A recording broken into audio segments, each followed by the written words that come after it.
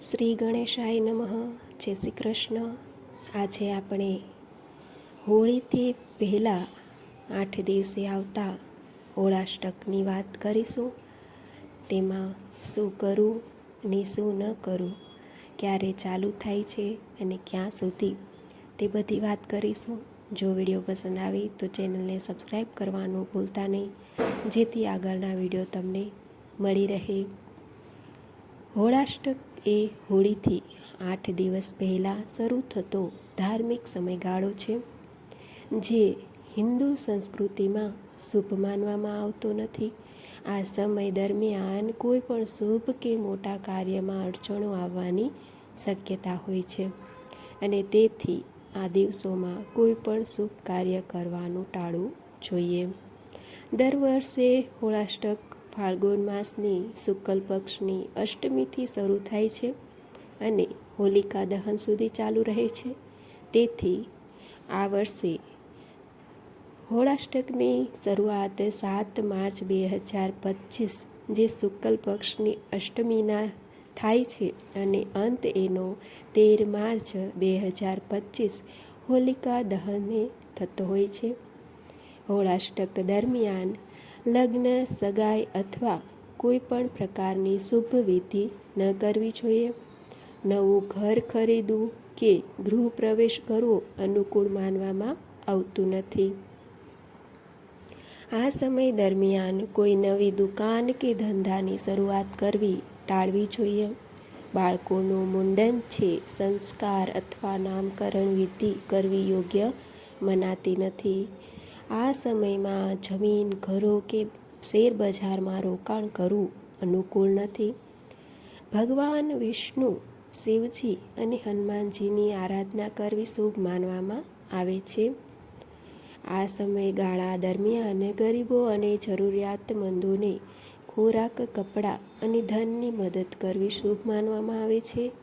હનુમાન ચાલીસા, મહામૃત્યુંજય મંત્ર અને વિષ્ણુ સહસ્ત્ર નામનો જાપ કરવો પણ શુભ માનવામાં આવે છે. આ સમયે પિતૃઓના શાંતિ માટે તર્પણ અને પિંડદાન કરવું લાભદાયી ગણાય છે.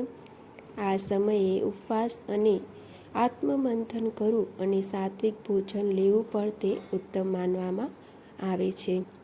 હિન્દુ શાસ્ત્રો અનુસાર હોળાષ્ટક દરમિયાન નકારાત્મક શક્તિઓ વધુ સક્રિય રહે છે. એવું માનવામાં આવે છે કે આ દિવસોમાં રાક્ષસ હિરણ્યકશિપુએ પોતાના પુત્ર પ્રહલાદ પર અનેક અત્યાચાર કર્યા હતા, અને આ સમયગાળામાં નકારાત્મક ઉર્જા વધુ અસરકારક હોય છે. તેથી હિન્દુ શાસ્ત્રોમાં આ દિવસોમાં શુભ કાર્ય કરવાની મનાઈ હોય છે.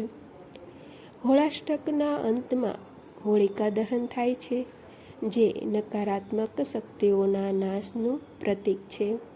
આ વર્ષે હોલિકા દહન 13 માર્ચ 2025ના રોજ થશે અને ધૂળેટી એટલે કે હોળીનો તહેવાર 14 માર્ચ 2025ના રોજ ઉજવવામાં આવશે.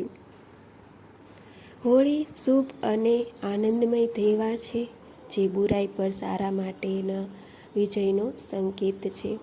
ધાર્મિક ગ્રંથોમાં હોળી ઉજવવા માટે ઘણા કારણો આપવામાં આવે છે, પરંતુ સૌથી મહત્વપૂર્ણ વાત હોલિકા અને પ્રહલાદ સાથે સંબંધિત છે. તેમના મત અનુસાર રાક્ષસોના રાજા હિરણ્યકશ્યપ દેવતાઓનો દુશ્મન હતો, પરંતુ તેના પુત્ર પ્રહલાદ ભગવાન વિષ્ણુનો પ્રખર ભક્ત હતા. જ્યારે હિરણ્યકશ્યપની સમજાવટ પછી પણ પ્રહલાદે ભગવાન વિષ્ણુ પ્રત્યેની તેમની ભક્તિ છોડી ન હતી, ત્યારે તેને ત્રાસ આપવામાં આવ્યો હતો. આ પછી પણ જ્યારે પ્રહલાદ રાજી ન થયા, ત્યારે હિરણ્યકશ્યપે તેની બહેન હોલિકાને પ્રહલાદ સાથે અગ્નિમાં બેસવા કહ્યું હતું. હોલિકાને અગ્નિથી બળી ન જવાનું વરદાન હતું, પરંતુ જ્યારે હોલિકા પ્રહલાદ સાથે અગ્નિમાં બેઠી ત્યારે તે બળી ગઈ અને પ્રહલાદનો બચાવ થયો. એટલા માટે આ તહેવારને બુરાઈ પર સારાની જીત તરીકે ઉજવવામાં આવે છે.